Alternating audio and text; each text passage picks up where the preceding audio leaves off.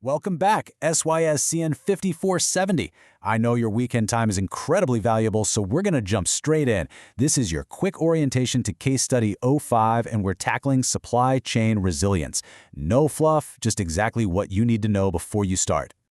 All right, picture this scenario. A major storm just hit the Southwest. A key supplier goes completely offline. Zero warning.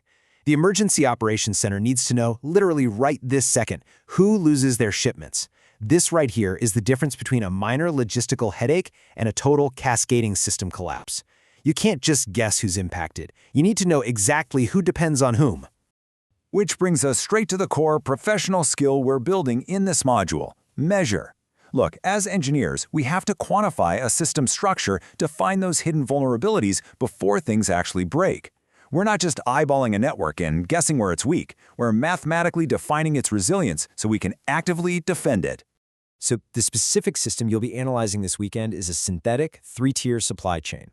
It's exactly 580 nodes. That breaks down into 150 raw material suppliers, 30 distribution centers, and 400 retailers. It's kind of the perfect sweet spot. Complex enough to really hide its structural weaknesses, but small enough to run entirely on your laptop without crashing your machine. But before you even think about touching the interactive tool or firing up your code editor, we start where we always start in this course: the sketchpad. The real network thinking happens on paper first. Step 1 is simply drawing a small supply chain network. Step 2 is predicting its bottleneck. I want you to draw this out slowly. Just visualize those hand-drawn circles for nodes appearing on your paper, and those slightly curved lines for the shipment edges connecting them up. Now, ask yourself the classic engineer's question: which node, if it failed, would break the absolute most trips? Take your marker and circle your expected choke point. Is it the busiest node, or is it something else entirely? Okay, so once you've firmly committed to a hypothesis on your sketchpad, then you'll open the interactive web lab. In there, you're going to simulate node failures by testing two very different targets.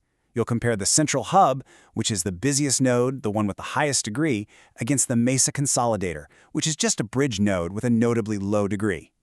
Now, obviously, we need a rigorous way to actually measure that damage.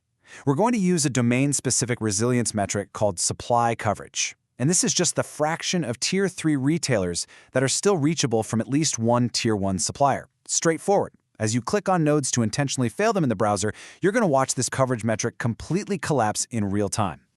So the really crucial point here is observing the difference between those two distinct attacks. Removing the central hub causes one specific type of damage. But what happens to the network's component structure when the Mesa Consolidator goes offline? Does the network gracefully route around the damage, or does the whole thing just completely fragment?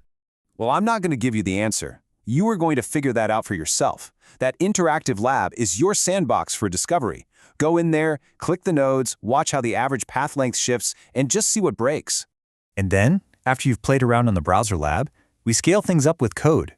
Whether you're on the Python track or the R track, you're going to load up all 580 nodes and those roughly 900 directed edges. You'll move away from manually clicking nodes, and you'll start running programmatic Monte Carlo node removals. You're basically going to use loops with the supply coverage and remove and score functions so you can test targeted failure strategies systematically. Ultimately, this whole exercise illustrates the one major conceptual misconception this specific case study is designed to dismantle, and it's this: the busiest node is rarely the most critical one to protect. Degree misleads. Between this is the real signal. High-degree nodes? They're obvious. Everyone knows to build redundancy around them. It's the quiet, load-bearing bridges where our engineered systems actually fail. So, let's get to your immediate marching orders before you officially begin the weekend's work. Grab your notebook and your pen right now. Here's your final prompt. I want you to draw a 6-node supply chain. Then, pick the node with the highest betweenness. If that node fails, exactly how many paths break? Draw it out, trace the cascade with your marker, and really verify your logic before you open up the lab. I'll see you in the data.